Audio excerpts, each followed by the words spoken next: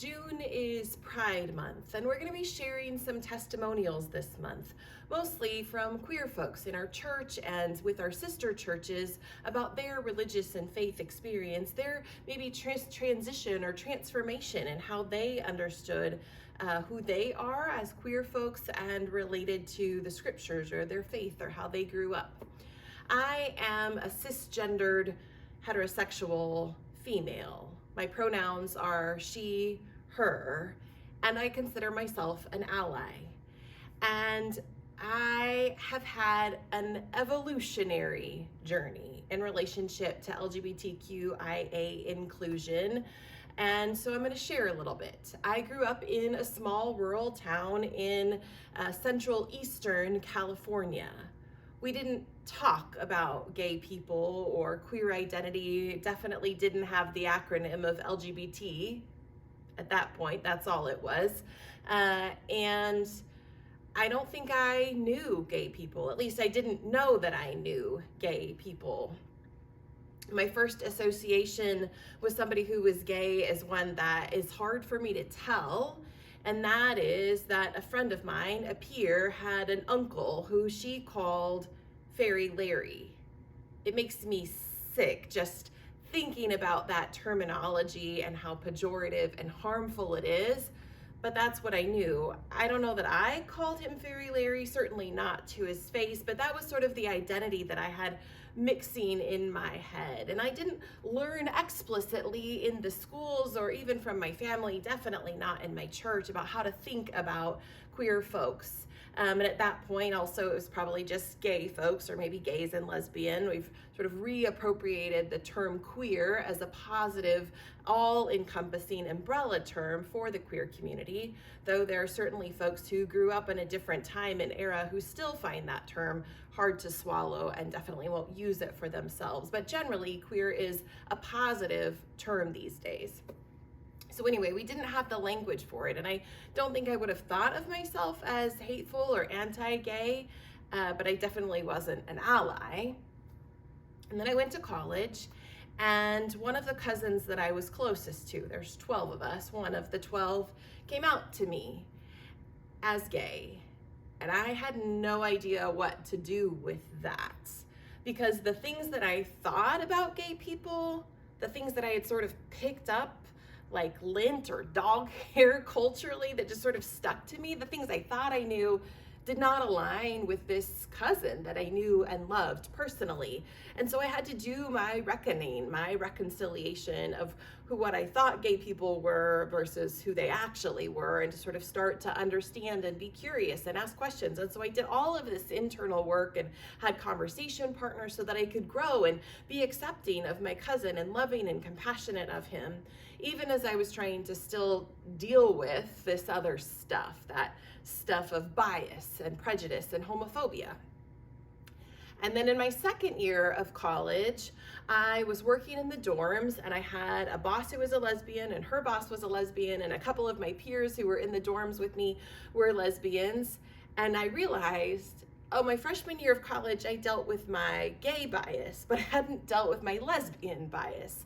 And so I had a whole other rigmarole of work to do, again, sort of reflecting on the things I thought I knew, the bias, my homophobia, and I had some great conversation partners who were very patient with me in understanding that. And then I realized that I hadn't dealt with it from a faith perspective or the scriptures. And so then it was, well, what do we do with Romans 1 or Leviticus 19? How do we reconcile the scriptures with a gay identity or person? And fortunately, my pastor, Reverend Sharon Rhodes Wickett, was a good conversation partner. She was willing to have all of my questions and be in conversation with me, not just once, but multiple times. And sometimes I feel like we had sort of settled it, and then I'd come back later, a few months later, or even into seminary. Wait, now, what do I do with this? And then I had somebody that I worked with in the dorms. Her name was Raj. And I remember distinctively being in one of the dormitories down on the main floor, big open spaces, and just being about 8 feet away from Raj and trying to figure out their pronouns. he or she, and I was getting tongue-tied and twisted. It was before we said, oh, these are my pronouns, telling people sort of how we wanted to be called. And so Raj said, well, what if I'm not he or she? What if I'm just Raj? And that opened a door for me for a non-binary identity, a trans identity maybe. I'm not sure how Raj would have classified themselves, but it again just sort of opened a door, somebody that I knew, and sort of a reconciliation of what if it doesn't have to be a strict binary.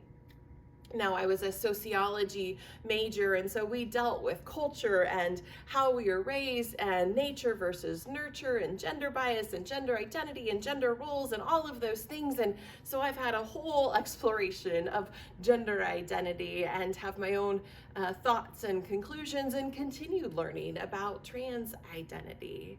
And then in seminary, other people who were conversation partners as we did Bible study, as we did theological education, and I have continued to learn and grow. And oftentimes I feel like, oh, I'm in a pretty good place. And then sometimes I sort of butt up against another obstacle or bias or sort of fragment or remnant of what was. And I go, oh, apparently I need to deal with that again. All of that is to say that I consider myself an ally. I believe that I am affirming of queer people in the fullness of their identity. And for me to be in this place and say those things, it's been an evolution, a process of a lot of conversations. I didn't just go from a place of homophobia, conscious or unconscious, to, oh, well, now I'm an ally and I'm affirming. I've had to work through my stuff. I've had to be in conversation and to be curious, and I've had to revisit those topics. So what I want to say to us as a community is that as your pastor, I certainly don't expect you to be in one singular place.